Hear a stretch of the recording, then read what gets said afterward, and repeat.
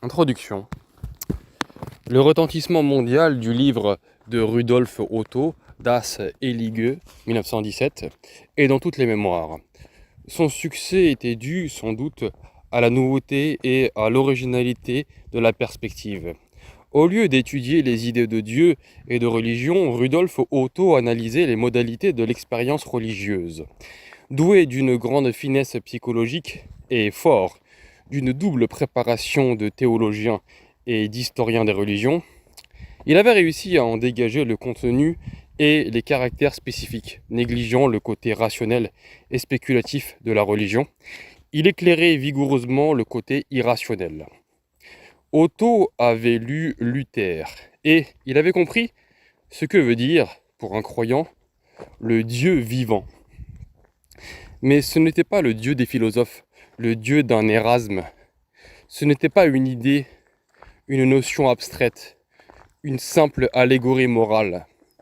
C'était une terrible puissance manifestée dans la colère divine. Dans son livre, Rudolf Otto s'efforce à reconnaître les caractères de cette expérience terrifiante et irrationnelle. Il découvre le sentiment d'effroi devant le sacré, devant ce mysterium tremendum, devant cette majestas qui dégage une écrasante supériorité de puissance. Il découvre la crainte religieuse devant le mysterium fascinant, où s'épanouit la parfaite plénitude de l'être. Otto désigne toutes ces expériences comme numineuses, du latin numen, Dieu. Parce que provoquées par la révélation d'un aspect de la puissance divine, le numineux se singularise comme quelque chose de ganz, andere, de radicalement et totalement différent. Il ne ressemble à rien d'humain et de cosmique. À son égard, l'homme éprouve le sentiment de sa nullité, celui de n'être qu'une créature. Et, pour emprunter les paroles d'Abraham, s'adressant au Seigneur, que cendre et poussière. Genèse 18, 27. Le sacré se manifeste toujours comme une réalité d'un tout autre ordre que les réalités naturelles. Le langage peut exprimer naïvement le tremendum, ou la majestas, ou le mysterium fascinant, par des termes empruntés au domaine naturel, ou à la vie spirituelle profane de l'homme. Mais cette terminologie analogique est due, justement, à l'incapacité humaine d'exprimer le ganz, andere. Le langage est réduit à suggérer tout ce qui dépasse l'expérience naturelle de l'homme par des termes empruntés à celle-ci même. Après 40 ans, les analyses de Otto gardent encore leur valeur. Le lecteur trouvera profit à les lire et à les méditer. Mais dans les pages qui suivent, nous sentons le phénomène du sacré dans toute sa complexité, et non pas seulement dans ce qu'il comporte d'irrationnel. Ce n'est pas le rapport entre les éléments non rationnels et rationnels de la religion qui nous intéresse, mais le sacré dans sa totalité. Or, la première définition que l'on puisse donner du sacré, c'est qu'il s'oppose au profane. Les pages qu'on va lire ont pour dessein d'illustrer et de préciser cette opposition entre le sacré et le profane, lorsque le sacré se manifeste.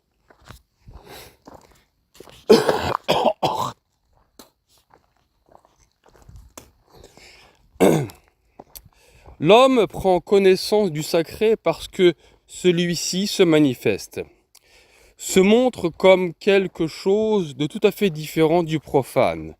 Pour traduire l'acte de cette manifestation du sacré, nous avons proposé le terme hiérophanie, qui est commode, d'autant plus qu'il n'implique aucune précision supplémentaire.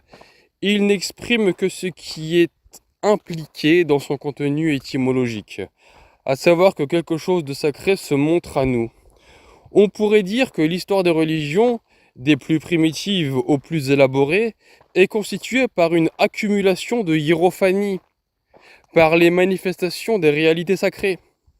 De la plus élémentaire hiérophanie, par exemple la manifestation du sacré dans un objet quelconque, une pierre ou un arbre, jusqu'à la hiérophanie suprême qui est, pour un chrétien, incarnation de Dieu dans Jésus-Christ.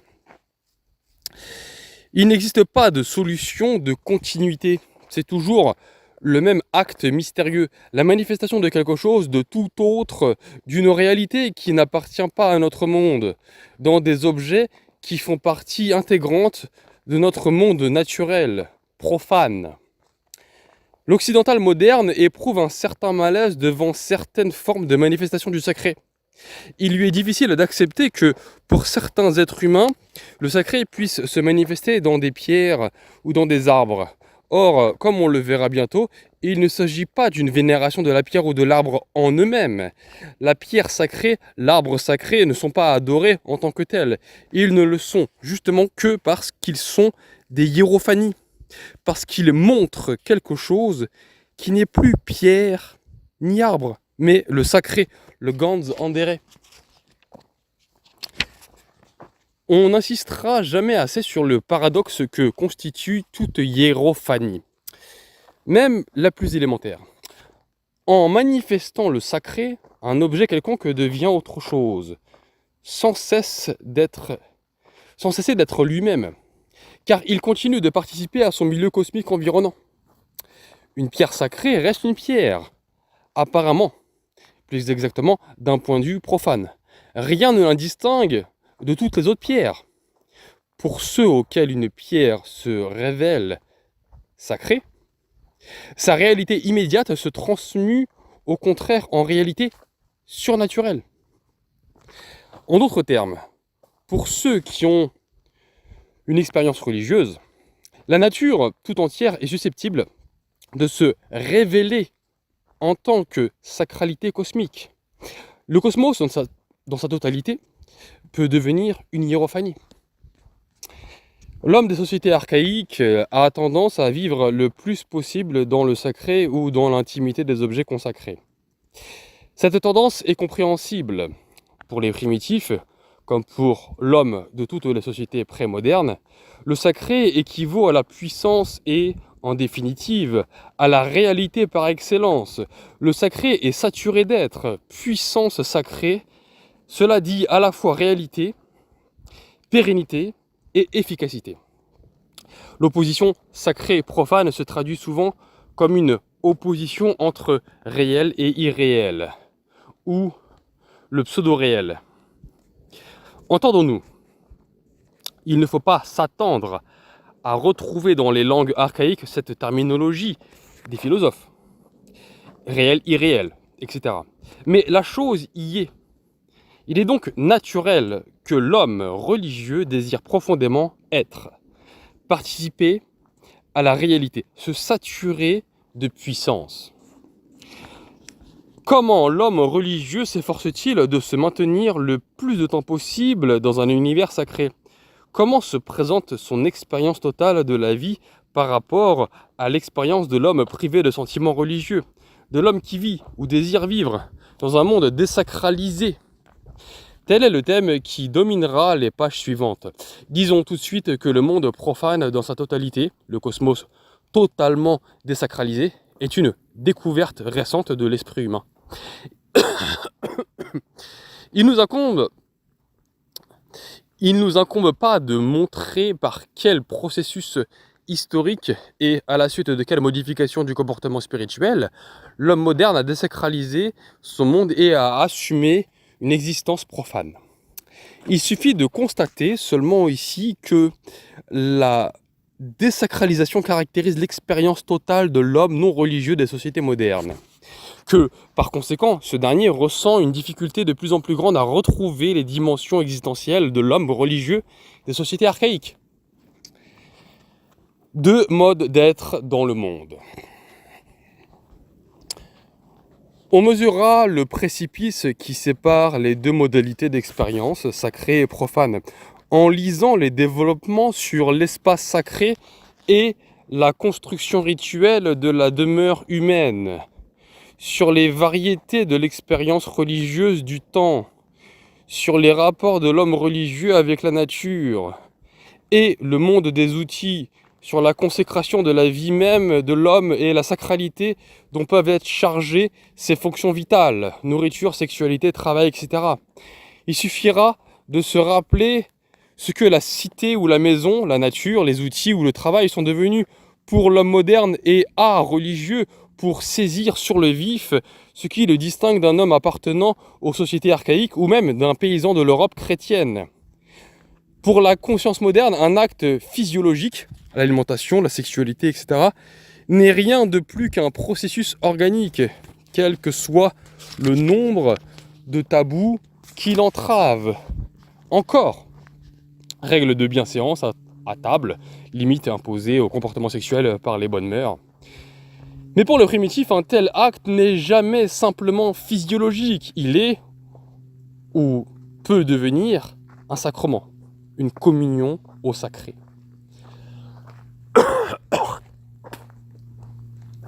Le lecteur se rendra bientôt compte que le sacré et le profane constituent deux modalités d'être dans le monde. Deux situations existentielles assumées par l'homme au long de son histoire. Ces modes d'être dans le monde n'intéressent pas uniquement l'histoire des religions ou la sociologie. Ils ne constituent pas uniquement l'objet d'études des historiques, sociologiques, ethnologiques. En dernière instance, les modes d'être sacrés et profanes dépendent des différentes positions que l'homme a conquises dans le cosmos.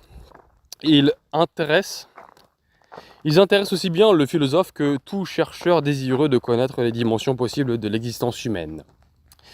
C'est pourquoi, bien qu'historien des religions, l'auteur de ce petit livre se propose de ne pas écrire uniquement dans la perspective de sa discipline. L'homme des sociétés traditionnelles est, bien entendu, un homo religiosus. Mais son comportement s'inscrit dans le comportement général de l'homme et, par conséquent, intéresse l'anthropologie philosophique, la phénoménologie, la psychologie. Pour mieux faire ressortir les notes spécifiques de l'existence dans un monde susceptible de devenir sacré, nous n'hésiterons pas à citer des exemples choisis dans un grand nombre de religions appartenant à des âges et à des cultures différentes. Rien ne vaut l'exemple, le fait concret.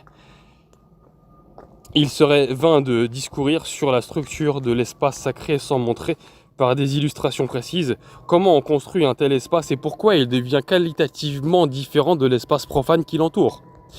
Nous prendrons nos exemples chez les Mésopotamiens, les Indiens, les Chinois, les Kwakitouls et d'autres populations primitives.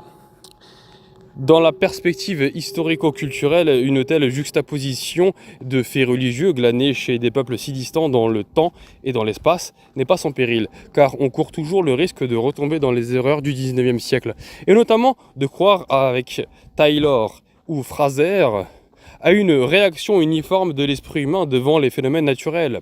Or, les progrès de l'ethnologie culturelle et de l'histoire des religions ont montré que ceci n'est pas toujours le cas, que les réactions de l'homme devant la nature sont plus d'une fois conditionnées par sa culture, donc par l'histoire.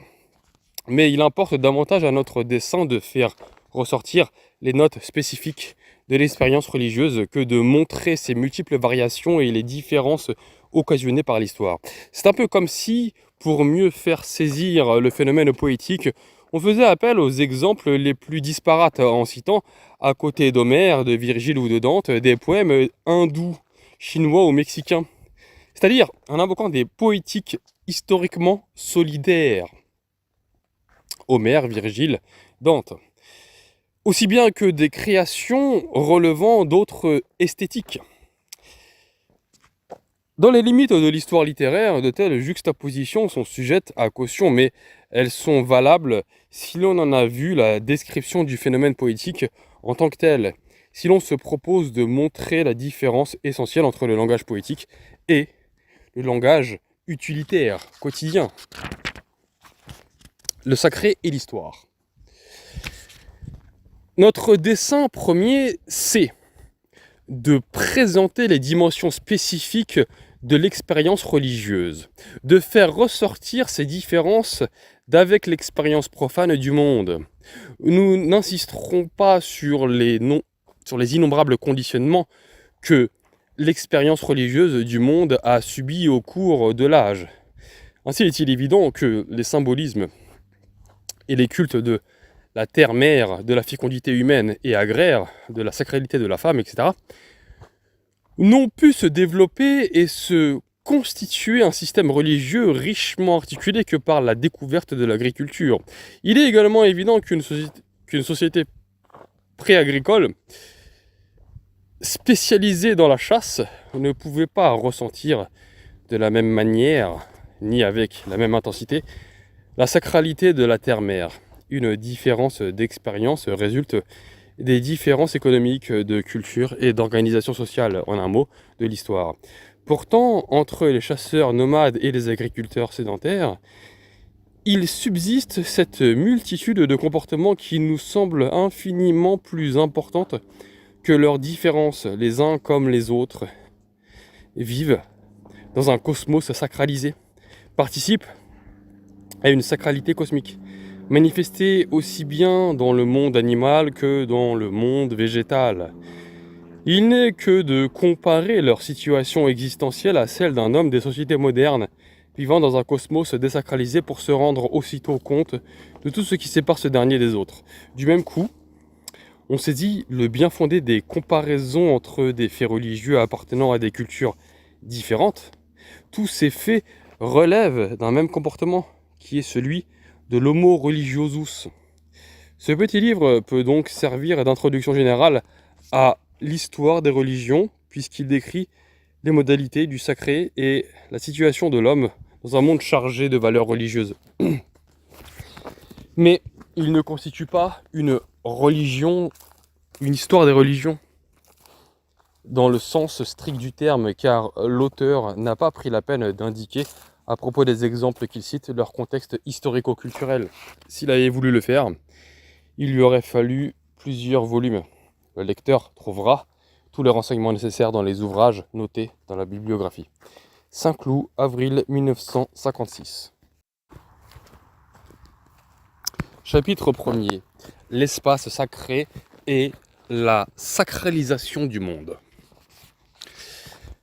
Homogénéité spatiale et hiérophanie. Pour l'homme religieux, l'espace n'est pas homogène. Il présente des ruptures, des cassures. Il y a des portions d'espace qualitativement différentes des autres. N'approche pas d'ici, dit le Seigneur à Moïse. Ôte les chaussures de tes pieds, car le lieu où tu te tiens est une terre sainte. Exode 3, 5. Il y a donc un espace sacré, et par conséquent fort, significatif. Et il y a d'autres espaces non consacrés et partant sans structure ni consistance. Pour tout dire, amorphe. Plus encore, pour l'homme religieux, cette non-homogénéité spatiale se traduit par l'expérience d'une opposition entre l'espace sacré, le seul qui soit réel, qui existe réellement, et tout le reste, l'étendue informe qui l'entoure. Disons tout de suite que l'expérience religieuse de la non-homogénéité de l'espace constitue une expérience primordiale, homologable à une fondation du monde. Et il ne s'agit pas d'une spéculation théorique, mais d'une expérience religieuse primaire, antérieure à toute réflexion sur le monde. C'est la rupture opérée dans l'espace qui permet la constitution du monde, car c'est elle qui découvre le point fixe, l'axe central de toute orientation future. Lorsque le sacré se manifeste par une hiérophanie quelconque, il n'y a pas seulement rupture dans l'homogénéité de l'espace, mais aussi révélation d'une réalité absolue, qui s'oppose à la non-réalité de l'immense étendue environnante. La manifestation du sacré fonde ontologiquement le monde dans l'étendue homogène et infinie, où aucun point de repère n'est possible, dans laquelle aucune orientation ne peut s'effectuer. La hiérophanie révèle un point fixe, absolu, un centre. On voit donc en quelle mesure la découverte, c'est-à-dire la révélation de l'espace sacré, a une valeur existentielle pour l'homme. Rien ne peut se faire, sans une orientation préalable. Et toute orientation implique l'acquisition d'un point fixe. Pour cette raison, l'homme religieux s'est efforcé de s'établir au centre du monde. Pour vivre dans le monde, il faut le fonder, et aucun monde ne peut naître dans le chaos, de l'homogénéité et de la relativité de l'espace profane. La découverte ou la projection d'un point fixe, le centre, équivaut à la création du monde. Des exemples montreront bientôt, on ne peut plus clairement, la valeur cosmogonique de l'orientation rituelle et de la construction de l'espace sacré. Par contre, pour l'expérience profane, l'espace est homogène et neutre. Aucune rupture ne différencie qualitativement les diverses parties de sa masse. L'espace géométrique peut être débité et délimité en quelque direction que ce soit, mais aucune différenciation qualitative, aucune orientation ne sont données de par sa propre structure. Évidemment, il ne faut pas confondre le concept de l'espace géométrique homogène et neutre avec l'expérience de l'espace profane qui s'oppose à l'expérience de l'espace sacré et qui seul intéresse notre propos. Le concept de l'espace homogène est l'histoire de ce concept, car il était acquis pour la pensée philosophique et scientifique depuis l'Antiquité, constitue un tout autre problème que nous n'aborderons pas. Ce qui intéresse notre recherche est l'expérience de l'espace tel qu'elle est vécue par l'homme non religieux, par un homme qui refuse la sacralité du monde, qui assume uniquement une existence profane, purifiée de toute présupposition religieuse. Il faut immédiatement ajouter qu'une telle existence profane ne se rencontre jamais à l'état pur, quel que soit le degré de la désacralisation du monde auquel il est arrivé. L'homme qui a opté pour une vie profane ne réussit pas à abolir le comportement religieux. On verra que l'existence même la plus désacralisée conserve encore des traces d'une volarisation religieuse du monde, d'une valorisation religieuse du monde. Pour l'instant, laissons de côté cet aspect du problème et bornons-nous à comparer les deux expériences en question, celle de l'espace sacré et celle de l'espace profane. On se rappelle les implications de la première. La révélation d'un espace sacré permet d'obtenir un point fixe, de s'orienter dans l'homogénéité chaotique, de fonder le monde et de vivre réellement. Au contraire, l'expérience profane maintient l'homogénéité et donc la relativité de l'espace. Toute vraie orientation disparaît, car le point fixe ne jouit plus d'un statut ontologique unique. Il apparaît et disparaît selon les nécessités quotidiennes. À vrai dire, il n'y a plus de monde, mais seulement des fragments d'un univers brisé. Masse amorphe d'une infinité de lieux, plus ou moins neutres, où l'homme se meut, commandé par les obligations de toute existence intégrée dans une société industrielle. Et pourtant, dans cette expérience de l'espace profane, continuent d'intervenir des valeurs qui rappellent plus ou moins la non-homogénéité qui caractérise l'expérience religieuse de l'espace. Il subsiste des endroits privilégiés, qualitativement différents des autres. le paysage natal, le site des premières amours, ou une rue ou un coin de la première ville étrangère visitée dans la jeunesse. Tous ces lieux gardent, même pour l'homme le plus franchement non religieux, une qualité exceptionnelle, unique. Ce sont les lieux saints de son univers privé. Comme si cet être non religieux avait eu la révélation d'une autre réalité que celle à laquelle il participe par son existence quotidienne. Retenons cet exemple de comportement crypto-religieux de l'homme profane. Nous aurons l'occasion de rencontrer d'autres illustrations de cette sorte de dégradation et de désacralisation des valeurs et des comportements religieux. On se rendra compte plus tard de leur signification profonde. Théophanie et signe. Pour mettre en évidence la non-homogénéité de l'espace, tant qu'elle est vécue par l'homme religieux, on peut faire appel à un exemple banal. Une église dans une ville moderne. Pour le croyant, cette église participe à un autre espace que la rue où elle se trouve. La porte qui s'ouvre vers l'intérieur de l'église marque une solution de continuité. Le seuil qui sépare les deux espaces indique en même temps la distance entre les deux modes d'être, profane et religieux. Le seuil est à la fois la borne, la frontière qui distingue et oppose deux mondes, et le lieu paradoxal où ces mondes communiquent, où peut s'effectuer le passage du monde profane au monde sacré. Une fonction rituelle analogue est dévolue au seuil des habitations humaines. Et c'est pourquoi il jouit d'une telle considération.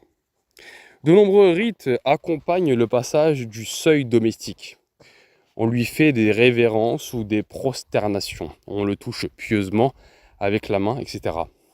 Le seuil a ses gardiens, Dieu et Esprit qui défendent l'entrée, aussi bien à la malveillance des hommes qu'aux puissances démoniaques et pestilentielles. C'est sur le seuil qu'on offre des sacrifices aux divinités gardiennes. C'est également là que certaines cultures paléo-orientales, Babylone, Égypte, Israël, situaient le jugement. Le seuil, la porte montre d'une façon immédiate et concrète la solution de continuité de l'espace. D'où leur grande importance religieuse, car ils sont tous ensemble les symboles et les véhicules du passage. On comprend dès lors pourquoi l'Église participe à tout autre espace que les agglomérations humaines qui l'entourent. À l'intérieur de l'enceinte sacrée, le monde profane est transcendé. Au niveau plus archaïque de culture, cette possibilité de transcendance s'exprime par les différentes images d'une ouverture. Là, dans l'enceinte sacrée, la communication avec les dieux est rendue possible.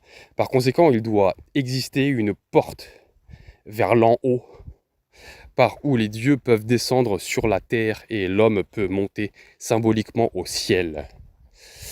Nous verrons tout à l'heure que tel a été le cas dans de nombreuses religions. Le temple constitue à proprement parler une ouverture vers le haut et assure la communication avec le monde des dieux.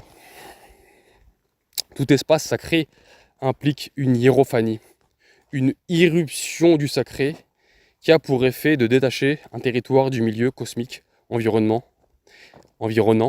et de le rendre qualitativement différent.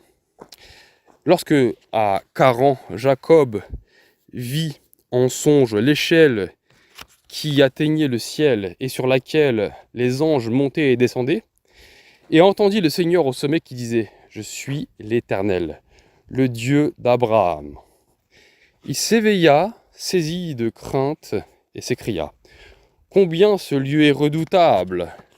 C'est bien ici la maison de Dieu, c'est ici la porte des cieux. » Il prit la pierre dont il avait fait son chevet, il l'érigea en monument, et il versa de l'huile sur son sommet. Il appela cet endroit Bethel, c'est-à-dire maison de Dieu. Genèse 28, 12, 19. Le symbolisme contenu dans l'expression porte des cieux est riche et complexe. La théophanie consacre un lieu. Par le fait même, qu'elle le rend ouvert vers le haut, c'est-à-dire communiquant avec le ciel, point paradoxal de passage d'un mode d'être à un autre.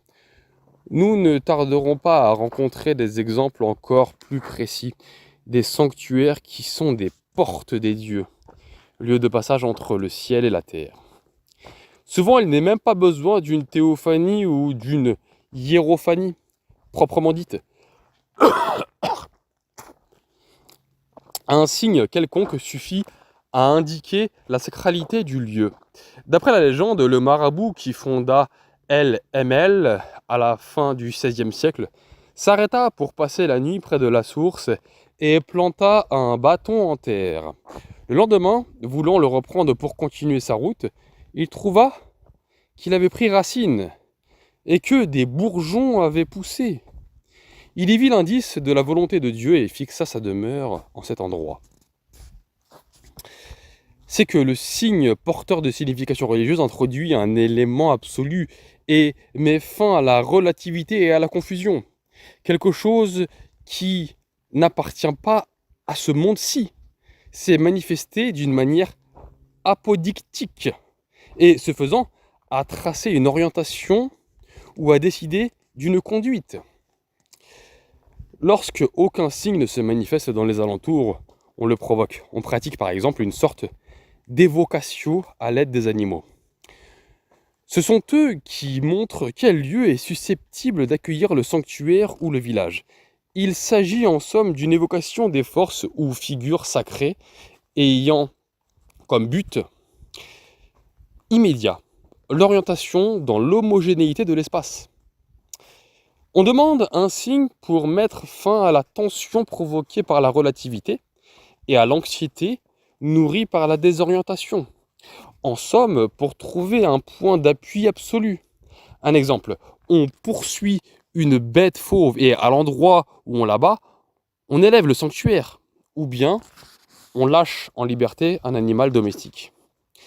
Un taureau, par exemple, après quelques jours, on le recherche et on le sacrifie à l'endroit même. On élèvera ensuite l'autel et on bâtira le village autour de cet autel. Dans tous ces cas, ce sont les animaux qui révèlent la sacralité du lieu. Les hommes ne sont donc pas libres de choisir l'emplacement sacré. Ils ne font que le chercher et le découvrir à l'aide de signes mystérieux. Ces quelques exemples nous ont montré les différents moyens par lesquels l'homme religieux reçoit la révélation d'un lieu sacré. Dans chacun de ces cas, les hiérophanies ont annulé l'homogénéité de l'espace et ont révélé un point fixe. Mais puisque l'homme religieux ne peut vivre que dans une atmosphère imprégnée du sacré, il faut nous attendre à une multitude de techniques pour en consacrer l'espace. Nous l'avons vu, le sacré est le réel par excellence. À la fois puissance, efficience, source de vie et de fécondité. Le désir de l'homme religieux de vivre dans le sacré équivaut en fait à son désir de se situer dans la réalité objective, de ne pas se laisser paralyser par la relativité sans fin des expériences purement subjectives, de vivre dans un monde réel et efficient, et non pas dans une illusion. Ce comportement se vérifie dans tous les plans de son existence. Mais il est surtout évident dans le désir de l'homme religieux de se mouvoir dans un monde sanctifié, c'est-à-dire dans un espace sacré. C'est pour cette raison que l'on a élaboré des techniques d'orientation qui sont, à proprement parler, techniques de construction de l'espace sacré. Mais il ne faut pas croire qu'il s'agit d'un travail humain, que c'est grâce à son effort que l'homme réussit à consacrer un espace. En réalité, le rituel par lequel il construit un espace sacré est efficient, dans la mesure où il reproduit l'œuvre des dieux. Mais pour mieux comprendre la nécessité de construire rituellement l'espace sacré, il faut insister quelque peu sur la conception traditionnelle du monde. On se rendra alors immédiatement compte que tout monde est, pour l'homme religieux, un monde sacré.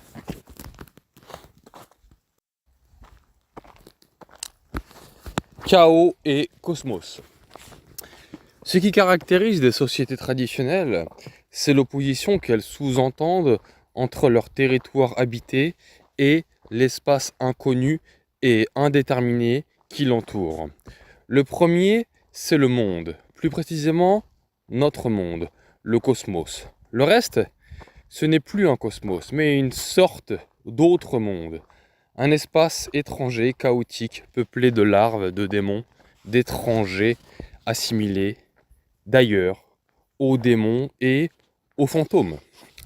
À première vue, cette rupture dans l'espace semble due à l'opposition entre un territoire habité et organisé, donc cosmisé, et l'espace inconnu qui s'étend au-delà de ses frontières. On a, d'une part, un cosmos et, d'autre part, un chaos.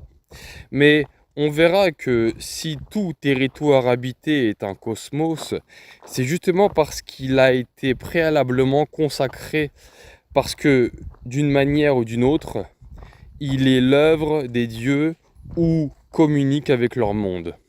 Le monde, c'est-à-dire notre monde, est un univers à l'intérieur duquel le sacré s'est déjà manifesté, où, par conséquent, la rupture des niveaux est rendue possible et répétable.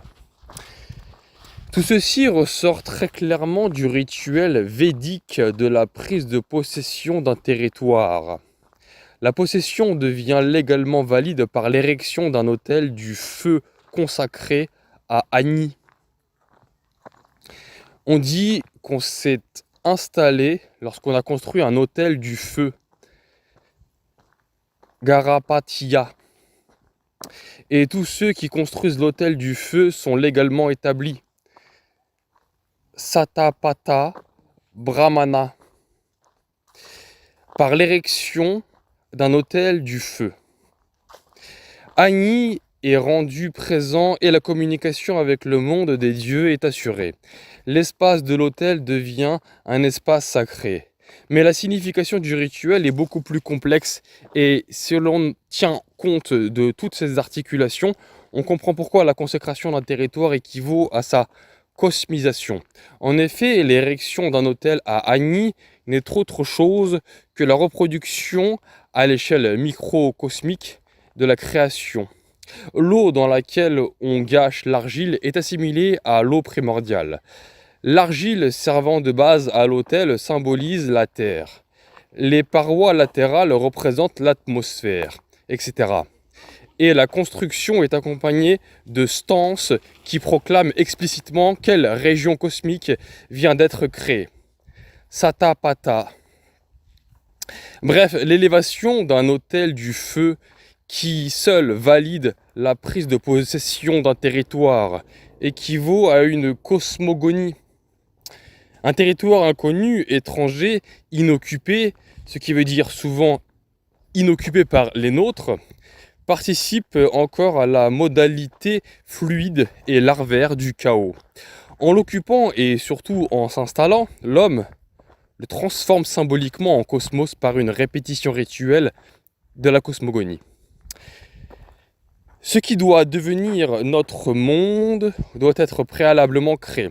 Et toute création a un modèle exemplaire, la création de l'univers par les dieux. Les colons scandinaves, en prenant possession de l'Islande, Land Nama, et en la défrichant, ne considéraient cette entreprise ni comme une œuvre originale, ni comme un travail humain et profane. Pour eux, le labeur n'était que la répétition d'un acte primordial, la transformation du chaos en cosmos, par l'acte divin de la création. En travaillant la terre désertique, ils répétaient simplement l'acte des dieux qui avaient organisé le chaos en lui donnant une structure, des formes et des normes. Qu'il s'agisse de défricher une terre inculte ou de conquérir et d'occuper un territoire déjà habité par d'autres êtres humains, la prise de possession rituelle doit de toute façon créer la cosmogonie. Dans la perspective des sociétés archaïques, tout ce qui n'est pas notre monde n'est pas encore un monde. on ne fait sien un territoire qu'en le créant de nouveau, c'est-à-dire en le consacrant. Ce comportement religieux à l'égard des terres inconnues s'est prolongé, même en Occident, jusqu'à l'aube des temps modernes. Les conquistadors espagnols et portugais prenaient possession, au nom de Jésus-Christ, des territoires qu'ils avaient découverts et conquis. L'érection de la croix consacrait la contrée, équivalait en quelque sorte à une nouvelle naissance. Par le Christ, les choses vieilles sont passées.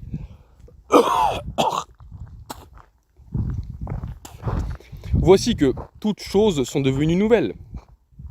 2 Corinthiens.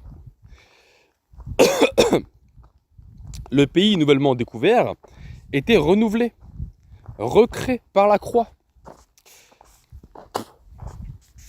Consécration d'un lieu. Répétition de la cosmogonie. Il importe de bien comprendre que la cosmisation des territoires inconnus est toujours une consécration. En organisant un espace, on réitère l'œuvre exemplaire des dieux. Le rapport intime entre cosmisation et consécration est déjà attesté au niveau élémentaire de culture. Par exemple, chez les nomades australiens, dont l'économie est encore au stade de la cueillette et de la petite chasse. Selon les traditions d'une tribu Arunta, les Achilpla, l'être divin Numbakula, a cosmisé dans les temps mythiques leur futur territoire, a créé leurs ancêtres et a fondé leurs institutions. Du tronc d'un gommier, Numbakula a façonné le poteau sacré, Koa Owa, et après l'avoir joint avec du sang, y a grimpé et a disparu dans le ciel. Ce poteau représente un axe cosmique, car c'est autour de lui que le territoire devient habitable, se transforme dans un monde, d'où le rôle rituel considérable du poteau sacré. Durant leur pérégrination, les Achilpla le transportent avec eux et choisissent la direction à suivre d'après son inclinaison. Cela leur permet de se déplacer continuellement sans cesser d'être dans leur monde et en même temps en leur communiquant avec le ciel où a disparu Numbakula. Que l'on brise le poteau, c'est la catastrophe. C'est en quelque sorte la fin du monde, la régression dans le chaos. Spencer et Gillen rapportent que, selon un mythe, le poteau sacré s'étant une fois cassé, la tribu entière devint la proie de l'angoisse. Ses membres vagabondèrent quelque temps et finalement s'assirent à terre et se laissèrent mourir. Cet exemple illustre admirablement à la fois la fonction cosmologique du poteau rituel et son rôle sotériologique. D'une part, le Koa Owa reproduit le poteau utilisé par Numbakula pour cosmiser le monde et d'autre part, c'est grâce à lui que les Achilpa estiment pouvoir communiquer avec le domaine céleste. Or, l'existence humaine n'est possible que grâce à cette communication permanente avec le ciel. Le monde des Achilpa ne devient réellement leur monde que dans la mesure où il reproduit le cosmos organisé et sanctifié par Numbakula. On ne peut vivre sans une ouverture vers le transcendant. En d'autres termes, on ne peut pas vivre dans le chaos. Une fois perdu le contact avec le transcendant, l'existence dans le monde n'est plus possible. Et les Achilpa se laissent mourir. S'installer dans un territoire revient, en dernière instance, à le consacrer. Lorsque l'installation n'est plus provisoire, comme chez les nomades, mais permanente, comme chez les sédentaires, Elle implique une décision vitale qui engage l'existence de la communauté tout entière. Se situer dans un lieu, l'organiser, l'habiter, autant d'actions qui présupposent un choix existentiel. Le choix de l'univers que l'on est prêt à assumer en le créant. Or, cet univers est toujours la réplique de l'univers exemplaire, créé et habité par les dieux. Il participe donc à la sainteté de l'œuvre des dieux. Le poteau sacré des Achilpas soutient leur monde et assure la communication avec le ciel. Nous avons ici le prototype d'une image cosmologique qui a connu une grande diffusion, celle des piliers cosmiques qui soutiennent le ciel, tout en ouvrant la voie vers le monde des dieux. Jusqu'à leur christianisation, les Celtes et les Germains conservaient encore le culte de tels piliers sacrés. Le Chronicum Lauricense brève, écrit vers 800, rapporte que Charlemagne, à l'occasion d'une de ses guerres contre les Saxons, 772, fit démolir dans la ville d'Eresbourg le temple et le bois sacré de leur fameux Irmensul. Rodolphe de Fulda, vers 860, précise que cette fameuse colonne est la colonne de l'univers, soutenant presque toute chose. Universalis columna quasi sustinens omnia. On retrouve la même image cosmologique chez les Romains, Horace, Odès 3. Dans l'Inde ancienne, avec le Skamba, pilier cosmique, Rigveda. Mais aussi chez les habitants des îles Canaries et dans des cultures aussi éloignées que celles des Kwatiultl, Colombie-Britannique, et des Nada de Flores, Indonésie. Les Kwatiultl croient qu'un poteau de cuivre traverse les 3 niveaux cosmiques, le monde d'en bas, la terre, le ciel. Là où il s'enfonce dans le ciel se trouve la porte du monde d'en haut. L'image visible de ce pilier cosmique est, dans le ciel, la Voie lactée. Mais cette œuvre des dieux qui est l'univers est reprise et imitée par les hommes à leur échelle. L'Axis Mundi, que l'on voit dans le ciel, sous la forme de la Voie lactée, est rendue présente dans la maison culturelle sous la forme d'un poteau sacré. C'est un tronc de cèdre de 10 à 12 mètres de longueur, dont plus d'une moitié sort par le toit de la maison cultuelle. Il joue un rôle capital dans les cérémonies. C'est lui qui confère une structure cosmique à la maison. Dans les chansons rituelles, la maison est appelée notre monde. Et les habitants, à l'initiation qui l'habitent, proclament « Je suis au centre du monde, je suis près du pilier du monde », etc. Même assimilation du pilier cosmique au poteau sacré et de la maison cultuelle à l'univers chez les Nada des Flores. Le poteau de sacrifice s'appelle poteau du ciel et il est censé soutenir le ciel. Le centre du monde.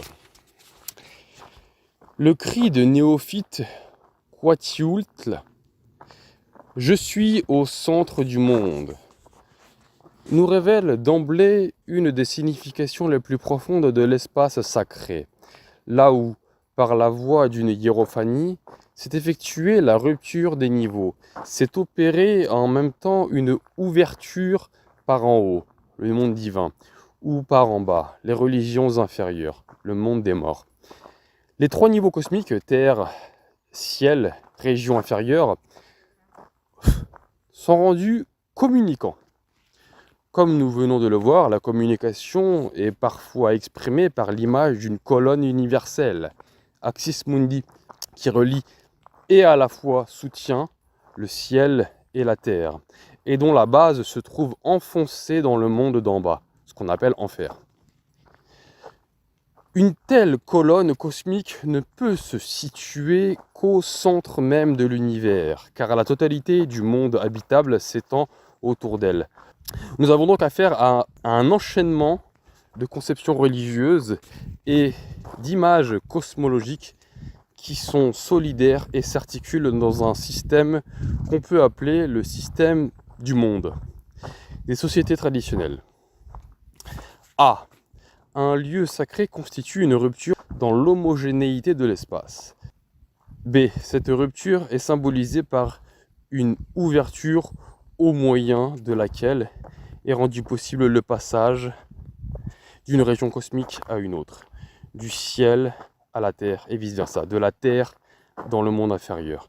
C. La communication avec le ciel est exprimée indifféremment par un certain nombre d'images se référant toutes à l'axis mundi, pilier, l'universalis columna, échelle de Jacob, montagne, arbre, liane. Autour de cet axe cosmique s'étend le monde, notre monde. Par conséquent, l'axe se trouve au milieu, dans le nombril de la Terre. Il est le centre du monde. Un nombre considérable de croyances, de mythes et de rites divers dérivent de ce système du monde traditionnel. Il n'est pas question de les rappeler ici. Mieux vaut nous limiter à quelques exemples, choisis dans des civilisations différentes et susceptibles de nous faire comprendre le rôle de l'espace sacré dans la vie des sociétés traditionnelles, quel que soit d'ailleurs l'aspect particulier sous lequel se présente cet espace sacré. Lieu saint, maison culturelle, cité, monde. Nous rencontrons partout le symbolisme du centre du monde, et c'est lui qui, dans la plupart des cas, nous rend intelligible le comportement traditionnel à l'égard de l'espace dans lequel on vit. Commençons par un exemple qui a le mérite de nous révéler d'emblée la cohérence et la complexité d'un tel symbolisme. La montagne cosmique. Nous venons de voir que la montagne figure parmi les images exprimant le lien entre le ciel et la terre. Elle est donc censée se trouver au centre du monde. En effet, dans de nombreuses cultures, on nous parle de telles montagnes, mythiques ou réelles, situées au centre du monde. Meru dans l'Inde, Araberezaïti en Iran, la montagne mythique Mont des Pays en Mésopotamie, Gerizim en Palestine, qui était nommé d'ailleurs nombril de la terre. Puisque la montagne sacrée est une axis mundi qui relie la terre au ciel, elle touche en quelque sorte le ciel et marque le point le plus haut du monde. Il en résulte que le territoire qui l'entoure et qui constitue notre monde est considéré comme le pays le plus haut.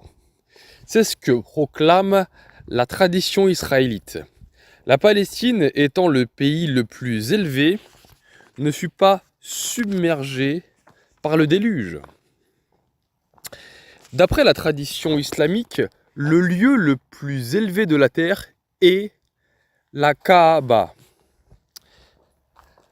Parce que l'étoile polaire témoigne qu'elle se trouve face au centre du ciel. Pour les chrétiens, c'est le Golgotha qui se trouve au sommet de la montagne cosmique. Toutes ces croyances expriment un même sentiment, profondément religieux. Notre monde est une terre sainte parce qu'il est l'endroit le plus proche du ciel. Parce que d'ici, de chez nous, on peut atteindre le ciel. Notre monde est donc un haut lieu. En langage cosmologique, cette conception religieuse se traduit par la protection du territoire privilégié qui est le nôtre, au sommet de la montagne cosmique. Les spéculations ultérieures ont cristallisé par la suite toutes sortes de conclusions. Par exemple, celle que nous venons de voir, que la Terre sainte n'a pas été noyée par le déluge. Le même symbolisme du centre explique d'autres séries d'images cosmologiques et de croyances religieuses, dont nous ne retiendrons que les plus importantes. A. Les villes saintes et les sanctuaires se trouvent au centre du monde. B. Les temples sont des répliques de la montagne cosmique et, par conséquent, constituent le lien par excellence entre la terre et le ciel. C. Les fondements des temples plongent profondément dans les régions inférieures. Quelques exemples nous suffiront. Nous tâcherons ensuite d'intégrer tous ces divers aspects d'un même symbolisme. On verra plus nettement alors combien sont cohérentes ces conceptions traditionnelles du monde. La capitale du souverain chinois parfait se trouve au centre du monde. Le jour du solstice d'été à midi, le gnomon n'y doit pas porter d'ombre. On est frappé de rencontrer le même symbolisme appliqué au temple de Jérusalem. Le rocher sur lequel il était bâti était l'ombilique de la terre. Le pèlerin islandais Nicolas de Terva, qui a visité Jérusalem au XIIe siècle, écrit du Saint-Sépulcre: là, c'est le milieu du monde, là, le jour du solstice d'été. La lumière du soleil tombe perpendiculaire du ciel. Même conception en Iran, le pays iranien. Erianam Vaeja est le centre et le cœur du monde. Tout comme le cœur se trouve au milieu du corps, le pays d'Iran est plus précieux que tous les autres pays parce qu'il est situé au milieu du monde. C'est pour cela que Chiz, la Jérusalem des Iraniens, car elle se trouvait au centre du monde, était réputée comme le lieu originel de la puissance royale et à la fois comme la ville natale de Zarathustra. Quant à l'assimilation des temples aux montagnes cosmiques et à leur fonction de lien entre la terre et le ciel, les noms mêmes des tours et des sanctuaires babyloniens en portent témoignage. Ils s'appellent Mont de la Maison, Maison du Mont de toutes les terres, Mont des tempêtes, lien entre le ciel et la terre, etc. La Zikkurat était à proprement parler une montagne cosmique. Les 7 étages figuraient les 7 cieux planétaires. En les gravissant, le prêtre parvenait au sommet de l'univers. Un symbolisme analogue explique l'énorme construction du temple de Barad-dûr à Java, qui est bâti comme une montagne artificielle. Son ascension équivaut à un voyage extatique au centre du monde. En atteignant la terrasse supérieure, le pèlerin réalise une rupture de niveau. Il pénètre dans une région pure qui transcende le monde profane. Dur An-Ki, lien entre le ciel et la terre. Ainsi désignait-on nombre de sanctuaires babyloniens à Nippur, à Larsa, à Sippar, etc. Babylone avait une foule de noms parmi lesquels maison de la base du ciel et de la terre, lien entre le ciel et la terre. Mais c'est toujours à Babylone que se faisait la liaison entre la terre et les régions inférieures, car la ville avait été bâtie sur Bab Apsu, la porte d'Apsu. Apsu désignant des eaux du chaos d'avant la création. On rencontre la même tradition chez les Hébreux. Le rocher du temple de Jérusalem plongeait profondément dans le Théom, l'équivalent hébraïque d'Apsu. De même qu'à Babylone, on avait la porte d'Apsu. Le rocher du temple de Jérusalem renfermait la bouche de Théom. L'Apsu, le théum, symbolise à la fois le chaos aquatique, la modalité préformelle de la matière cosmique et le monde de la mort, de tout ce qui précède la vie et la suit. La porte d'Apsu et le rocher qui referme la bouche de Théum désignent non seulement le point d'intersection et donc de communication entre le monde inférieur et la Terre, mais aussi la différence de régime ontologique entre ces deux plans cosmiques. Il y a rupture de niveau entre Théum et le rocher du temple qui enferme la bouche, passage du virtuel au formel, de la mort à la vie. Le chaos aquatique qui a précédé la création symbolise en même temps la régression dans l'amorphe effectuée par la mort, le retour à la modalité larvaire de l'existence. D'un certain point de vue, les régions inférieures sont homologables aux régions désertiques et inconnues qui entourent le territoire habité. Le monde d'en bas, au-dessus duquel s'établit fermement notre cosmos, correspond au chaos qui s'étend à ses frontières. Notre monde se situe toujours au centre. De tout ce qui précède, il résulte que le vrai monde se trouve toujours au milieu, au centre, car c'est là qu'il y a rupture de niveau, communication entre les trois zones cosmiques. Il s'agit toujours d'un cosmos parfait, quelle qu'en soit l'étendue. Un pays tout entier, la Palestine, une ville, Jérusalem, un temple, un sanctuaire, le temple de Jérusalem, représente indifféremment une imago mundi.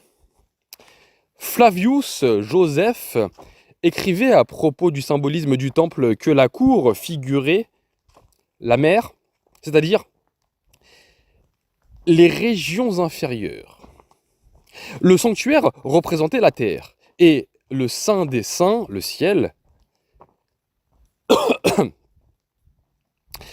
On constate donc que l'imago mundi, aussi bien que le centre se répète à l'intérieur du monde habité. La Palestine, Jérusalem et le temple de Jérusalem représentent chacun et simultanément l'image de l'univers et le centre du monde. Cette multiplicité de centres et cette réitération de l'image du monde à des échelles de plus en plus modestes constituent une des notes spécifiques des sociétés traditionnelles. Une conclusion nous semble s'imposer. L'homme des sociétés pré-modernes aspire à vivre le plus près possible du centre du monde. Il sait que son pays se trouve effectivement au milieu de la Terre, que sa ville constitue le nombril de l'univers et, surtout, que le temple ou le palais sont de véritables centres du monde. Mais il veut aussi que sa propre maison se situe au centre et soit une imago mundi. Et comme nous allons le voir, les habitations sont censées se trouver effectivement au centre du monde et reproduire à l'échelle microscopique l'univers. Autrement dit, l'homme des sociétés traditionnelles ne pouvait vivre que dans un espace ouvert vers en haut, où la rupture de niveau était symboliquement assurée et où la communication avec l'autre monde, le monde transcendantal, était rituellement possible. Bien entendu, le sanctuaire, le centre par excellence, était là, à portée de lui, dans sa ville. Et pour communiquer avec le monde des dieux, il lui suffisait de pénétrer dans le temple. Mais l'homo religiosus sentait le besoin de vivre toujours dans le centre. Tout comme les Achilpas, qui, nous l'avons vu, portaient toujours avec eux le poteau sacré, l'Axis Mundi, pour ne pas s'éloigner du centre et rester en communication avec le monde supraterrestre. En un mot, quelles que soient les dimensions de son espace familier, son pays, sa ville, son village, sa maison, l'homme des sociétés traditionnelles éprouve le besoin d'exister constamment dans un monde total et organisé, dans un cosmos. Un univers prend naissance de son centre. Il s'étend d'un point central qui en est comme le nombril. C'est ainsi que, d'après le Rig Veda, naît et se développe l'univers à partir d'un noyau, d'un point central. La tradition juive est encore plus explicite. Le Très Saint a créé le monde comme un embryon. Tout comme l'embryon croît à partir du nombril, de même Dieu a commencé à créer le monde par le nombril et de là il s'est répandu dans toutes les directions. Et puisque le nombril de la Terre, le centre du monde, est la Terre sainte, Yoma affirme: le monde a été créé en commençant par Sion. Rabbi bin Gorion disait du rocher de Jérusalem qu'il s'appelle la pierre de base de la terre, c'est-à-dire l'ombilique de la terre, parce que c'est de là que s'est développée la terre tout entière. D'autre part, parce que la création de l'homme est une réplique de la cosmogonie, le premier homme a été façonné au nombril de la terre, tradition mésopotamienne, au centre du monde, tradition iranienne, au paradis situé au nombril de la terre, ou à Jérusalem, tradition judéo-chrétienne. Il ne pouvait en être autrement, puisque le centre est justement la place où s'effectue une rupture de niveau, où l'espace devient sacré, réel, par excellence. Une création implique surabondance de réalité. Autrement dit, irruption du sacré dans le monde.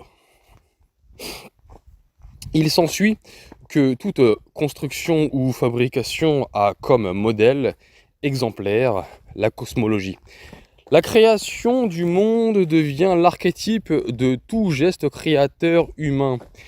Quel qu'en soit le plan de référence, nous avons vu que l'installation dans un territoire réitère la cosmogonie. Après avoir dégagé la valeur cosmogonique du centre, on comprend mieux maintenant pourquoi tout établissement humain répète la création du monde à partir d'un point central, le nombril. À l'image de l'univers qui se développe à partir d'un centre et s'étend vers les 4 points cardinaux, le village se constitue à partir d'un croisement. À Bali, aussi bien que dans certaines régions de l'Asie, lorsque l'on s'apprête à bâtir un nouveau village, on cherche un croisement naturel où se coupent perpendiculairement deux chemins. Le carré, construit à partir du point central, est une imago mundi, la division du village en 4 secteurs qui implique d'ailleurs un partage parallèle de la communauté, correspond à la division de l'univers en 4 horizons. Au milieu du village, on laisse souvent une place vide. Là s'élèvera plus tard la maison culturelle, dont le toit représente symboliquement le ciel, parfois indiqué par le sommet d'un arbre ou par l'image d'une montagne. Sur le même axe perpendiculaire se trouve à l'autre extrémité le monde des morts, symbolisé par certains animaux, serpents, crocodiles, etc., ou par les idéogrammes des ténèbres. Le symbolisme cosmique du village est repris dans la structure du sanctuaire ou de la maison culturelle. À Waropen, en Guinée, la maison d'homme se trouve au milieu du village. Son toit représente la voûte céleste. Les 4 parois correspondent aux 4 directions de l'espace. À Seram, la pierre sacrée du village, symbolise le ciel et les 4 colonnes en pierre qui la soutiennent incarnent les 4 piliers qui soutiennent le ciel. On retrouve des conceptions analogues chez les tribus Algonquin et Sioux. La cabane sacrée, où ont lieu les initiations, représente l'univers. Son toit symbolise la coupole céleste. Le plancher représente la terre. Les 4 parois, les 4 directions de l'espace cosmique. La construction rituelle de l'espace est soulignée par un triple symbolisme. Les 4 portes, les 4 fenêtres et les 4 couleurs signifient les 4 points cardinaux. La construction de la cabane sacrée répète donc la cosmogonie. On n'est pas surpris de rencontrer une conception similaire dans l'Italie ancienne et chez les anciens germains. Il s'agit en somme d'une idée archaïque et très répandue. À partir d'un centre, on projette les 4 horizons dans les 4 directions cardinales. Le mundus romain était une fosse circulaire, divisée en 4. Il était à la fois l'image du cosmos et le modèle exemplaire de l'habitat humain. On a suggéré avec raison que la Roma quadrata doit être comprise non pas comme ayant la forme d'un carré, mais comme étant divisée en 4. Le mundus était évidemment assimilé à l'omphalos, à l'ombilic de la terre. La ville, Urbs, se situait au milieu de l'orbis terrarum. On a pu montrer que des idées similaires expliquent la structure des villages et des villes germaniques. Dans des contextes culturels extrêmement variés, nous retrouvons toujours le même schéma cosmologique et le même scénario rituel. L'installation dans un territoire équivaut à la fondation d'un monde. Cité Cosmos. S'il est vrai que notre monde est un cosmos, toute attaque extérieure menace de le transformer en chaos. Et puisque notre monde a été fondé en imitant l'œuvre exemplaire des dieux, la cosmogonie, les adversaires qui l'attaquent sont assimilés aux ennemis des dieux, les démons, et surtout à l'archidémon, le dragon primordial vaincu par les dieux au commencement des temps. L'attaque de notre monde est la revanche du dragon mythique qui se rebelle contre l'œuvre des dieux, le cosmos, et s'efforce de la réduire au néant. Les ennemis se rangent parmi les puissances du chaos. Toute destruction d'une cité équivaut à une régression dans le chaos. Toute victoire contre l'attaquant réitère la victoire exemplaire du dieu contre le dragon, contre le chaos. Pour cette raison, le pharaon était assimilé au dieu Ra, vainqueur du dragon Apophis, tandis que ses ennemis étaient identifiés à ce dragon mythique. Darius se regardait comme un nouveau Traetaona, héros mythique iranien qui avait mis à mort un dragon à 3 têtes. Dans la tradition judaïque, les rois païens étaient présentés sous les traits du dragon, tel Nabuchodonosor décrit par Jérémie, ou Pompée dans les psaumes de Salomon. Comme on aurait l'occasion d'y revenir, le dragon est la figure exemplaire du monstre marin, du serpent primordial, symbole des eaux cosmiques, des ténèbres, de la nuit et de la mort. En un mot, de l'amorphe et du virtuel, de tout ce qui n'a pas encore une forme. Le dragon a dû être vaincu et dépecé par le dieu pour que le cosmos puisse venir au jour. C'est du corps du monstre marin Tiamat que Marduk façonna le monde. Yahvé créa l'univers après sa victoire contre le monstre primordial Rahab. Mais on le verra, cette victoire du dieu sur le dragon doit être symboliquement répétée chaque année, car chaque année le monde doit être créé à nouveau. De même, la victoire des dieux contre les forces des ténèbres, de la mort et du chaos se répète à chaque victoire de la cité contre les envahisseurs. Il est fort probable que les défenses des lieux habités et des cités furent à l'origine des défenses magiques. Ces défenses, fossés, labyrinthes, remparts, etc. étaient disposées pour empêcher l'invasion des démons et des âmes des morts plus que l'attaque des humains. Dans le nord de l'Inde, en temps d'épidémie, on décrit autour du village un cercle destiné à interdire aux démons de la maladie de pénétrer dans l'enclos. Dans l'Occident médiéval, les murs des cités étaient consacrés rituellement comme une défense contre le démon, la maladie et la mort. D'ailleurs, la pensée symbolique ne rencontre aucune difficulté en assimilant l'ennemi humain au démon et à la mort. En fin de compte, le résultat de leur attaque, qu'elle soit démoniaque ou militaire, est toujours le même. La ruine, la désintégration, la mort. Les mêmes images sont encore utilisées de nos jours quand il s'agit de formuler les dangers qui menacent un certain type de civilisation. On parle notamment de chaos, de désordre, des ténèbres dans lesquelles sombrera notre monde. Toutes ces expressions signifient l'abolition d'un ordre, d'un cosmos, d'une structure organique et la réimmersion dans un état fluide, amorphe, bref, chaotique. Ceci prouve, il nous semble, que les images exemplaires survivent encore dans le langage et les clichés de l'homme moderne. Quelque chose de la conception traditionnelle du monde se prolonge encore dans son comportement, bien qu'il ne soit pas toujours conscient de cet héritage immémorial. Assumer la création du monde. Pour l'instant, soulignons la différence radicale qu'on relève entre les deux comportements, traditionnels et modernes, à l'égard de la demeure humaine. Il est superflu d'insister sur la valeur et la fonction de l'habitation dans les sociétés industrielles. Elles sont assez connues. Selon la formule d'un célèbre architecte contemporain, Le Corbusier, la maison est une machine à habiter.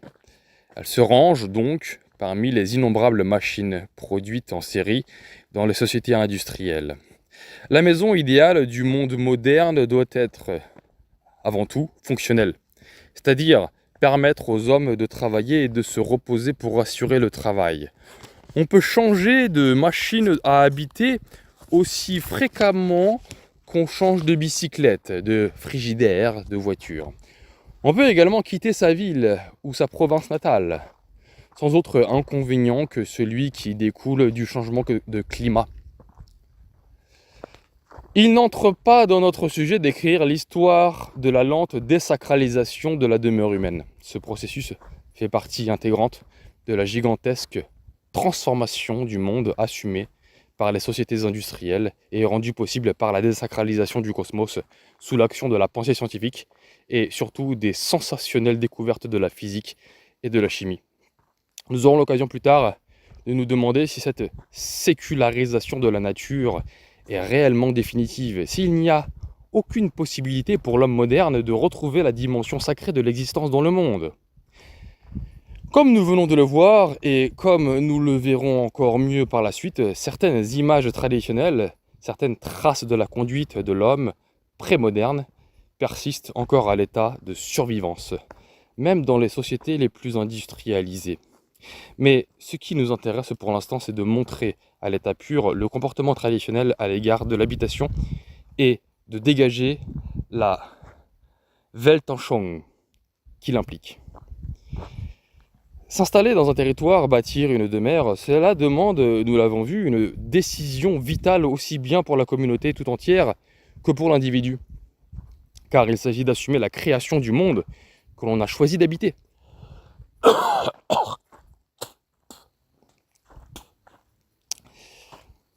Il faut donc imiter l'œuvre des dieux, la cosmogonie. Ceci n'est pas toujours facile car il existe aussi des cosmogonies tragiques, sanglantes, imitateurs des gestes divins. L'homme doit les réitérer. Si les dieux ont dû abattre et dépecer un monstre marin ou un être primordial pour pouvoir en tirer le monde, l'homme, à son tour, doit les imiter lorsqu'il bâtit son monde à lui, la cité ou la maison. D'où la nécessité des sacrifices sanglants ou symboliques à l'occasion des constructions sur lesquelles nous aurons à dire quelques mots. Quelle que soit la structure d'une société traditionnelle, qu'elle soit une société de chasseurs-pasteurs, d'agriculteurs ou déjà au stade de la civilisation urbaine, l'habitation est toujours sanctifiée par le fait qu'elle constitue une imago mundi et que le monde est une création divine. Mais il existe plusieurs manières d'homologuer la demeure au cosmos, justement parce qu'il existe plusieurs types de cosmogonie. Pour notre propos, il nous suffit de distinguer deux moyens de transformer rituellement la demeure, aussi bien le territoire que la maison, en cosmos, de lui conférer la valeur d'imago mundi. A. En l'assimilant au cosmos par la projection des 4 horizons à partir d'un point central, lorsqu'il s'agit d'un village, ou par l'installation symbolique de l'axis mundi, lorsqu'il s'agit de l'habitation familiale. B. En répétant par un rituel de construction l'acte exemplaire des dieux, grâce auquel le monde a pris naissance du corps d'un dragon marin ou d'un géant primordial. Nous n'avons pas à insister ici sur la radicale différence de Weltanschauung entre ces deux moyens de sanctifier la demeure, ni sur leur présupposition historico-culturelle. Disons seulement que le premier moyen cosmisé un espace par la projection des horizons ou l'installation de l'axis mundi est déjà attesté au stade les plus archaïques de culture. Le poteau Kowa-Awa des Australiens à Shilpa. Tandis que le deuxième moyen semble avoir été inauguré dans la culture des cultivateurs archaïques. Ce qui intéresse notre recherche, c'est le fait que dans toutes les cultures traditionnelles, l'habitation comporte un aspect sacré et par là même qu'elle reflète le monde. En effet, la demeure des populations primitives arctiques nord-américaines et nord-asiatiques présente un poteau central qui est assimilé à l'axis mundi, au pilier cosmique ou à l'arbre du monde qui, nous l'avons vu, relie la terre et le ciel. En d'autres termes, on relève dans la structure même de l'habitation le symbolisme cosmique. Le ciel est conçu comme une immense tente soutenue par un pilier central. Le piquet de la tente ou le poteau central de la maison sont assimilés aux piliers du monde et sont désignés sous ce nom. C'est au pied du poteau central qu'ont lieu les sacrifices en l'honneur de l'être suprême céleste. Cela donne une idée de l'importance de sa fonction rituelle. Le même symbolisme s'est conservé chez les pasteurs-éleveurs de l'Asie centrale, mais l'habitation à toit conique, à pilier central, étant ici remplacée par la yourte, la fonction mythico-rituelle du pilier, est dévolue à l'ouverture supérieure d'évacuation de la fumée. De même que le poteau, axis mundis, l'arbre est branché dont le sommet sort par l'ouverture supérieure de la yourte et qui symbolise l'arbre cosmique, est conçu comme un escalier menant au ciel. Les chamans y grimpent dans leur voyage céleste. C'est par l'ouverture supérieure qu'ils s'envolent. On rencontre encore le pilier sacré dressé au milieu de l'habitation en Afrique chez les peuples pasteurs hamites et hamitoïdes. En conclusion, toute demeure se situe près de l'axis mundi, car l'homme religieux désire vivre au centre du monde, autrement dit, dans le réel. Cosmogonie et sacrifice de construction. Une conception similaire se rencontre dans une culture aussi hautement évoluée que celle de l'Inde. Mais ici se fait jour également l'autre manière d'homologuer la maison au cosmos, dont nous avons dit quelques mots plus haut. Avant que les maçons posent la première pierre, l'astrologue leur indique le point des fondations qui se trouve au-dessus du serpent qui soutient le monde. Le maître maçon taille un pieu et l'enfonce dans le sol, exactement au point désigné, afin de bien fixer la tête du serpent. Une pierre de base est posée ensuite au-dessus du pieu. La pierre d'angle se trouve ainsi exactement au centre du monde. Mais, d'autre part, l'acte de fondation répète l'acte cosmogonique. Enfoncer le pieu dans la tête du serpent et le fixer, C'est imiter le geste primordial de Soma ou d'Indra qui, suivant le Rig Veda, a frappé le serpent dans son repère et lui a tranché la tête de son éclair. Comme nous l'avons déjà dit, le serpent symbolise le chaos, l'amorphe, le non manifesté. Le décapité équivaut à un acte de création, au passage du virtuel et de l'amorphe au formel. On se rappelle que c'est du corps d'un monstre marin primordial, Tiamat, que le dieu Marduk a façonné le monde.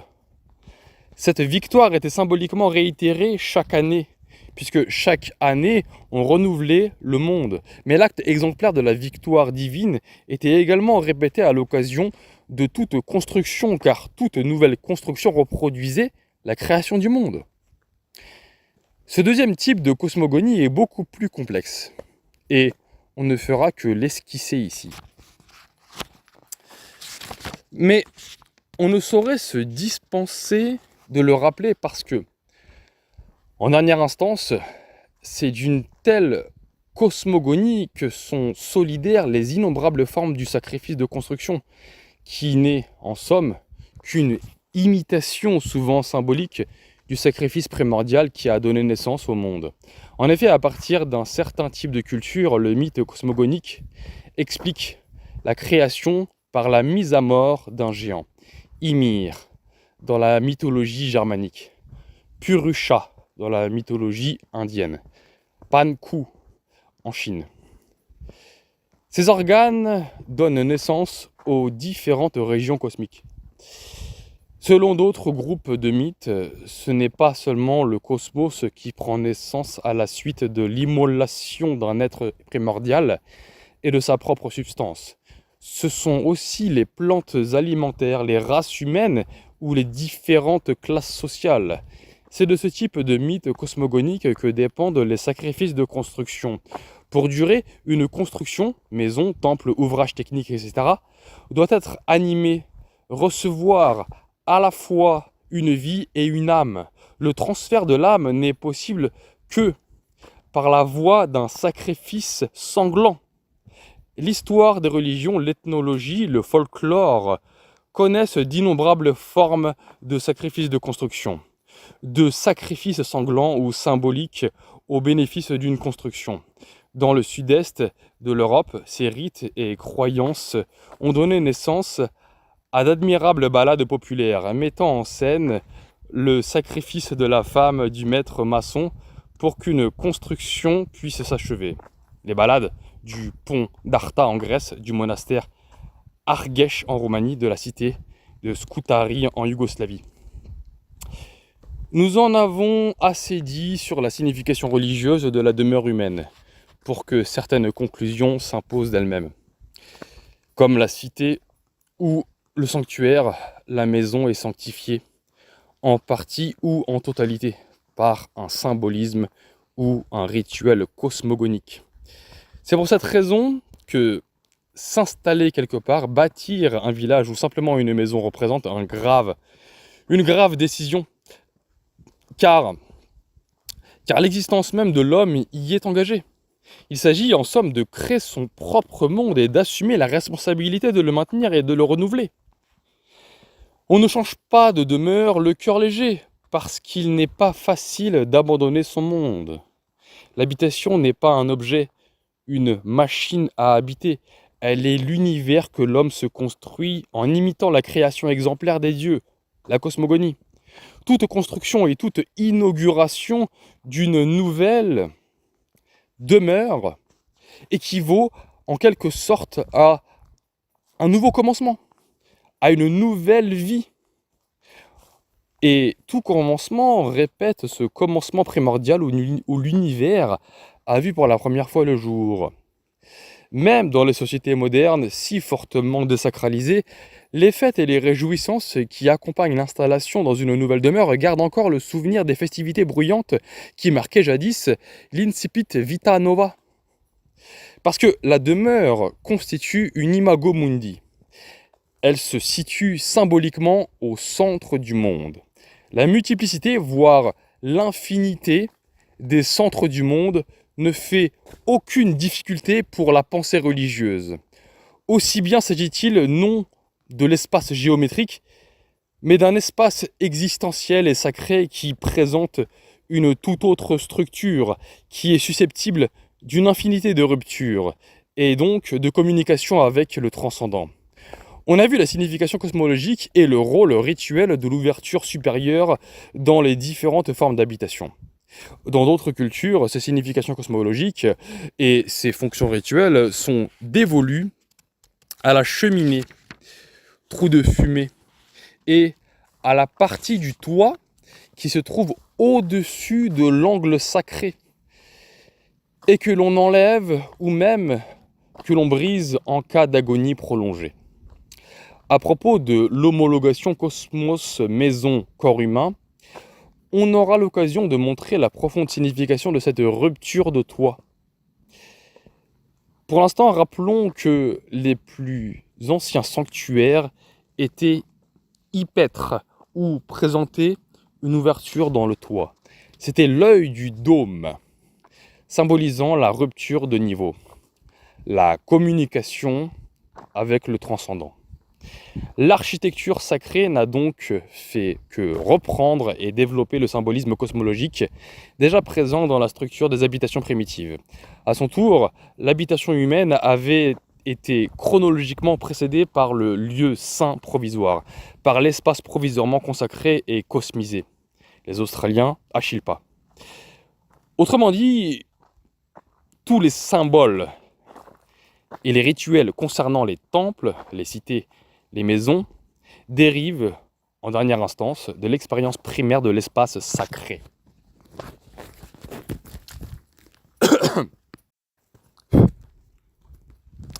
Temple, basilique, cathédrale. Dans les grandes civilisations orientales, de la Mésopotamie et de l'Égypte à la Chine et à l'Inde, le temple a connu une nouvelle et importante valorisation. Il n'est pas seulement une imago mundi, il est également la reproduction terrestre d'un modèle transcendant. Le judaïsme a hérité cette conception paléo-orientale du temple comme une copie d'un archétype céleste. Cette idée est probablement l'une des dernières interprétations que l'homme religieux ait donné à l'expérience primaire de l'espace sacré par opposition à l'espace profane. Il nous faut insister quelque peu sur les perspectives ouvertes par cette nouvelle conception religieuse. Rappelons l'essentiel du problème. Si le temple constitue une imago mundi, c'est parce que le monde, en tant qu'œuvre des dieux, est sacré. Mais la structure cosmologique du temple amène une nouvelle valorisation religieuse. Lieu saint par excellence, maison des dieux. Le temple resanctifie continuellement le monde parce qu'il le présente, parce qu'il le représente et à la fois le contient. En définitive, c'est grâce au temple que le monde est resanctifié dans sa totalité, quel qu'en soit le degré d'impureté. Le monde est continuellement purifié par la sainteté des sanctuaires. Une autre idée se fait jour à partir de cette différence ontologique qui s'impose de plus en plus entre le cosmos et son image sanctifiée. Le temple, celle que la sainteté du temple est à l'abri de toute corruption terrestre, et cela du fait que le plan architectural du temple est l'œuvre des dieux, et par conséquent se trouve tout près des dieux, au ciel. Les modèles transcendants des temples jouissent d'une existence spirituelle incorruptible, céleste. Par la grâce des dieux, l'homme accède à la vision fulgurante de ces modèles et il s'efforce ensuite de les reproduire sur la terre. Le roi babylonien Gudea vit en rêve la déesse Nidaba, lui montrant un panneau sur lequel étaient mentionnées les étoiles bénéfiques. Et un dieu lui révéla le plan du temple. Sennachérib bâtit Ninive selon le projet établi depuis des temps très reculés dans la configuration du ciel. Ceci ne veut pas dire seulement que la géométrie céleste a rendu possible les premières constructions, mais surtout que les modèles architectoniques se trouvant dans le ciel participent à la sacralité ouranienne. Pour le peuple d'Israël, les modèles du tabernacle, de tous les ustensiles sacrés et du temple ont été créés par Yahvé de toute éternité. Et c'est Yahvé qui les révéla à ses élus pour être reproduits sur la terre. Il s'adresse à Moïse en ces termes. Vous construirez le tabernacle avec tous les ustensiles, exactement d'après le modèle que je vais te montrer. Exode 25. Regarde et fabrique tous ces objets d'après le modèle qui t'est montré sur la montagne. Ibid 25.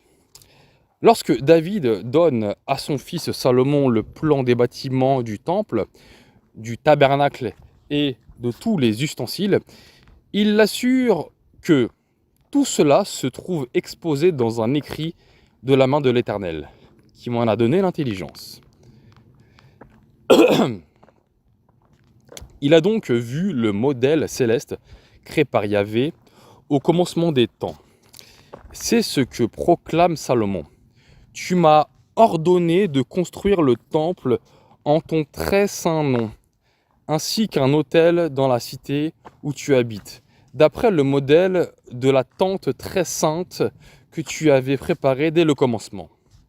La sagesse 9. La Jérusalem céleste a été créée par Dieu en même temps que le paradis, donc in aeternum. La ville de Jérusalem n'était que la reproduction approximative du modèle transcendant. Elle pouvait être souillée par l'homme, mais son modèle était incorruptible, n'étant pas impliqué dans le temps. La construction qui se trouve actuellement au milieu de vous n'est pas celle qui a été révélée en moi, celle qui était prête dès le temps où je me suis décidé à créer le paradis et que j'ai montré à Adam avant son péché. Apocalypse de Baruch 2.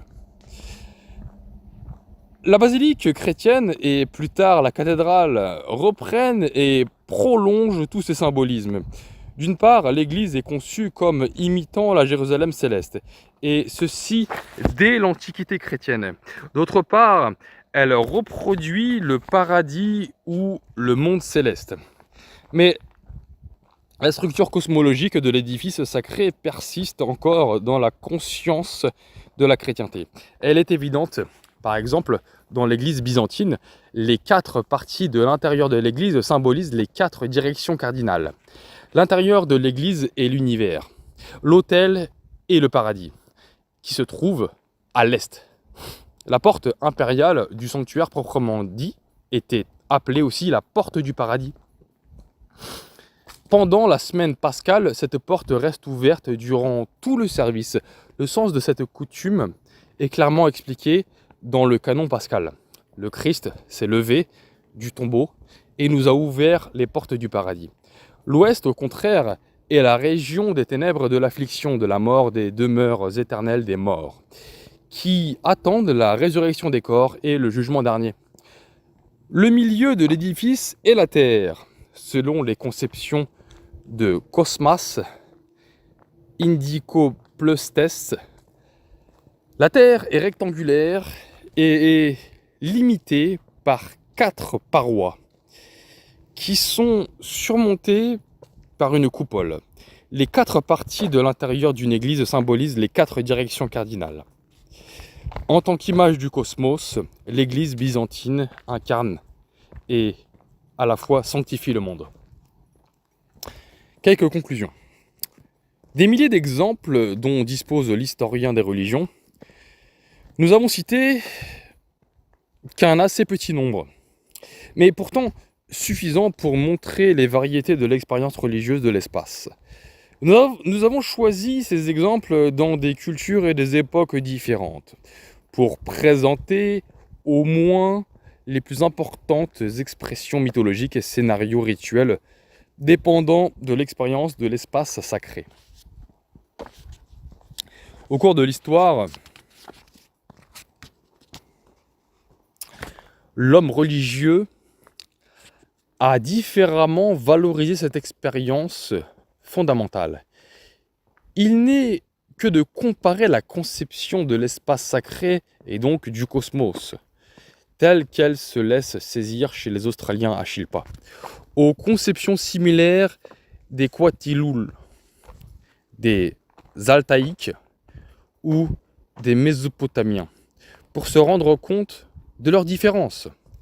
Inutile d'insister sur ce truisme. La vie religieuse de l'humanité s'effectuant dans l'histoire, ces expressions sont fatalement conditionnelles par les multiples moments historiques et styles culturels. Pourtant, ce n'est pas l'infinie variété des expériences religieuses de l'espace qui nous importe ici, mais au contraire leurs éléments d'unité. Car il suffit de confronter le comportement d'un homme non religieux par rapport à l'espace dans lequel il vit avec le comportement de l'homme religieux à l'égard de l'espace sacré, pour saisir immédiatement la différence de structure qui les sépare.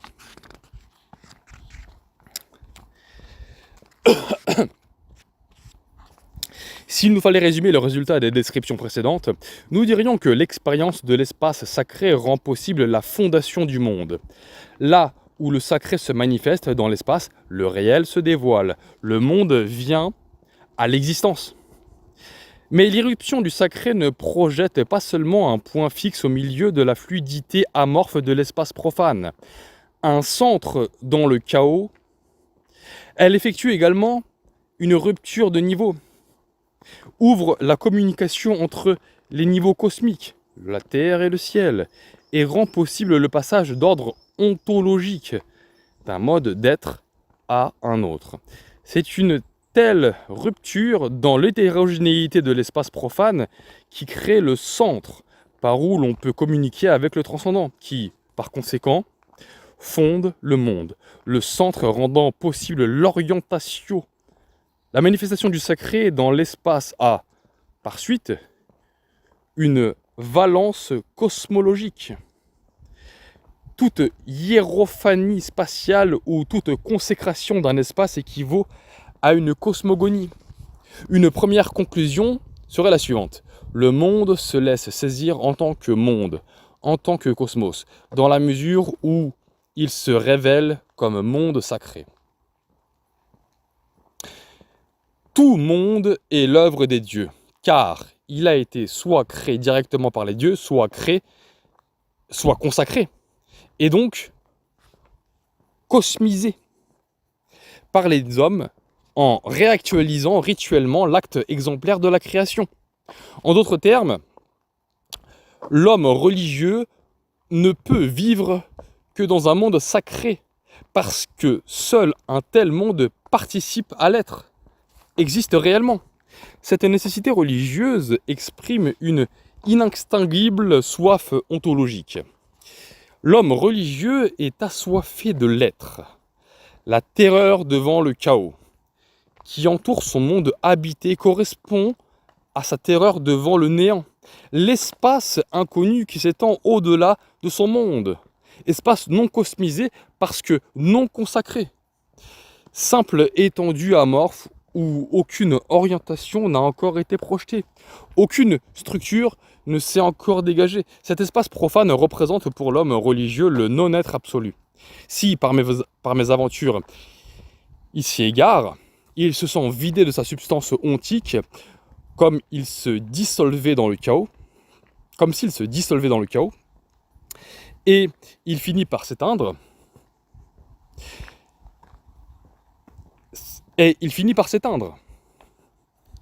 Cette soif ontologique se manifeste de toutes sortes de manières.